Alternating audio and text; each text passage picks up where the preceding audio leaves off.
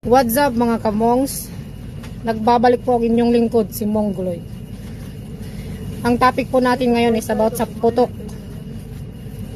Alam nyo po, kung may putok kayo, huwag nyong ikahiya ang inyong putok.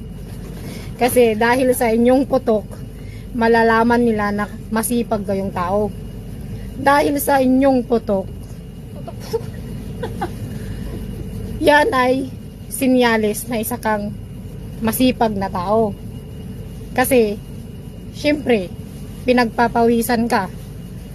Ibig sabihin nagtatrabaho ka araw-araw, kaya pinagpapawisan ka, kaya nagkakaroon ka ng putok. Kaya wag nyo pong ikahiya kung may putok po kayo. Maging proud kayo. Mahalin nyo po ang putok nyo. Mahalin nyo po ang putok nyo kasi sign po yan na masipag ka.